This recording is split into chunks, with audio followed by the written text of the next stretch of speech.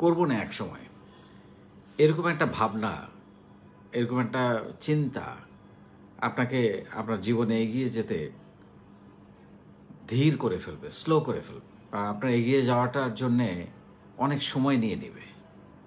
যে সময় তো পড়ে আছে, করবো না এক সময়, এই ভাবনাটা মাথা থেকে দূর করতে হবে। করবো না এক সময় বলে আসলে কোনো কথা নেই, আজই এবং এক্ষুনি শুরু করতে হবে। হয় কি, আমাদের জীবনমান উন্নয়নে আমাদের বেশিরভাগ মানুষের আগ্রহ খুব কম। জীবনমান উন্নয়ন বলতে কি বুঝি আমরা? মানে আপনার এগিয়ে যাওয়ার জন্য কোন কোন জিনিসগুলো, কোন কোন দক্ষতাগুলো, কোন কোন বিষয়গুলো আপনার শেখা দরকার, সেটা নিয়ে একটু আগ্রহ কম।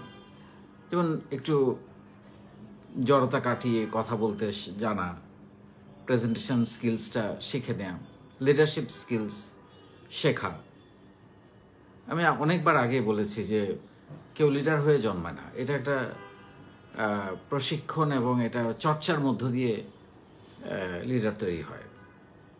সো লিডারশিপটা শেখা, কমিউনিকেশনটা শেখা, ইংরেজিটা জানা, লিখতে পারা, বলতে পারা, কেউ বললে বুঝতে পারা। তারপরে হচ্ছে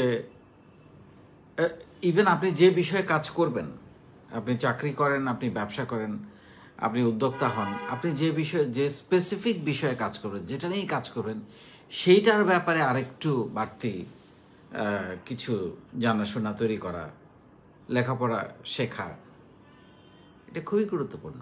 এতে আপনার জীবন মান উন্নয়ন হবে, আপনি এগিয়ে যাবেন। আপনি অন্য ওই অফিসের আর 8 জন, 10 জন, 100 জন বা 1000 জন মানুষের মধ্যে আপনাকে আলাদা করা যাবে। এখন আপনি যদি চাকরি করেন, আপনি সেলসে কাজ করেন, তাহলে সেলসের যা কিছু আছে আপনার কাজটাকে এগিয়ে নিয়ে যাওয়ার জন্যে, কিভাবে অন্য কোম্পানিগুলো সেলস করছে, ভালো করছে, ডিজিটাল মার্কেটিংটা আত্মস্থ করা, এই পুরো জিনিসটা। আপনি যদি কমিউনিকেশনে কাজ করেন, কীভাবে কমিউনিকেট করতে হয়, এবং সেলসে কমিউনিকেশনটা খুবই গুরুত্বপূর্ণ, তাই না? এখন কমিউনিকেশন, সেলস, কাস্টমার কেয়ার, এই সবগুলো জিনিস কিন্তু একই সঙ্গে আলটিমেটলি গিয়ে সেলস বাড়াতে ভূমিকা রাখে। এখন আপনি চাকরি করেন সেলসে বা উদ্যোক্তা হন, আপনার কিন্তু এটা লাগবে। এখন আপনি যদি কোনো স্পেসিফিক একটা বিজনেস করেন, কোনো একটা জিনিস, প্রোডাক্ট আপনাকে বানাতে হয়, সেটার সোর্সিং কোথায় পাওয়া যায়, কি কি ম্যাটেরিয়াল আমাকে ইম্পোর্ট করতে হবে, কি কি লোকালি পাওয়া যাবে, কতটুকু নিজেরা তৈরি করা যেতে পারে, এই সব কিছু নিয়ে একটু গবেষণা করা দরকার আছে। তো আমাদের হয় কি, আমরা যখন এই জিনিসগুলো নিয়ে আমরা যখন ভাবি, কেউ ভাবে আচ্ছা ক্যারিয়ার, লেখাপড়া শেষ হোক আগে। It's wrong.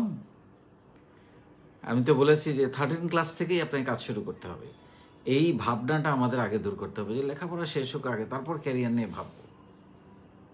আপনাকে কেউ চাপ দিবে না, চাপ নিচে থেকে অনুভব করতে হবে, নিজের মধ্যে এটা ধারণ করতে হবে। আপনি যখনই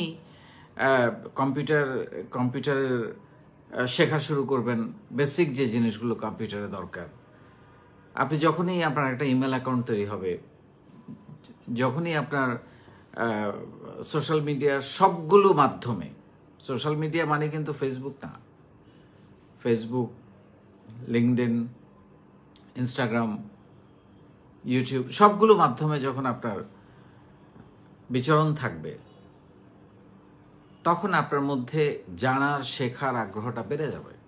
আপনার আইডেন্টিফাই করতে হবে যে আমার কোন কোন জায়গাগুলোতে দুর্বলতা আছে, সেগুলো আমাকে শিখতে হবে। এখন আপনি যদি ভেবে থাকেন যে চাকরি তো করবো আরও অনেকদিন পরে, বা ব্যবসা করবো আরও অনেকদিন পরে, সময় আছে তো, এখন কি দরকার, এইটা আপনার এগিয়ে যাওয়াটাকে ধীর গতি করে ফেলবে, পিছিয়ে ফেলবে। অনেক দিন যাওয়ার পর আপনার মনে হবে যে আরে আমি তো আরও একটু বেটার করতে পারতাম, কিছুই তো করা হলো না। এই অনুশোচনা, এই অনুতপ্ত হওয়াটা আর তো কোনো দরকার নেই যদি আপনি আগে থেকে পরিকল্পনা অনুযায়ী কাজ করেন। এখন আপনার প্ল্যানিংটা যদি থাকে, তাহলে আপনি নিজেকে জাজ করতে পারবেন যে 1 মাস পরে আপনার কত দূর ইমপ্রুভ হলো, 3 মাস পরে কতদূর ইমপ্রুভ হলো, 6 মাস পরে কতদূর ইমপ্রুভ হলো, এবং 1 বছর পরে আপনি কতটা এগিয়ে গেলেন। এখন আপনি যদি কিছুই না করেন, 1 বছর পরে আপনি কতটা এগুলেন সেটা পরিমাপ করবেন কীভাবে? মাস শেষে একটা সিম্পল ইনক্রিমেন্ট পাওয়া, বা মাস শেষে গত বছর আপনি কথা 1 লাখ টাকা সেল করেছেন, এই বছর 1,10,000 টাকা সেল করেছেন, এইটা কিন্তু ইমপ্রুভমেন্ট না, খুবই সামান্য ইমপ্রুভমেন্ট। গত বছর 1 লাখ করেছেন, এই বছর 5 লাখ করার, 10 লাখ করার পরিকল্পনা করতে হবে, তাই না?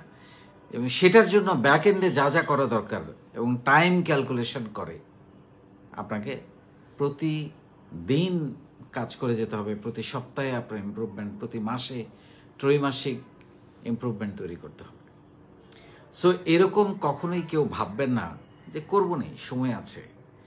এইটা থেকে টোটালি দূরে আসে। যেটা মাথার মধ্যে ঢুকেছে যে আমি এটা করতে চাই, স্টার্ট ফ্রম টুডে, আজকেই, এক্ষুনি। আগামীকাল, আগামী দিন করব বলে কোনো কিছু আপনি যখন ফেলে রাখবেন, আবার আগামীকাল এসে তখন আপনি আবার যখনই আপনি ফেলে রাখবেন, এই অভ্যাসটা তৈরি হয়ে যাবে, তখন আগামীকাল আসার পরে আপনি বলবেন যে ঠিক আছে, আরও কয়েকদিন যাক। সো এইটা আমাদেরকে অনেক সময় পেয়ে বসে, এই রোগটা। করবো না, সময় আছে। এটা আপনি যদি অসাধারণ একজন কেউ হতে চান, আর সবার মতো যে ঠিক আছে কোনো একটা কিছু তো চলছে, কি আর দরকার, কিন্তু আপনার মধ্যে সেই প্রতিভা আছে যে আপনি চাইলে এখনই শুরু করে রেসে এগিয়ে যেতে পারেন। আপনাকে আলাদা করা যেতে পারে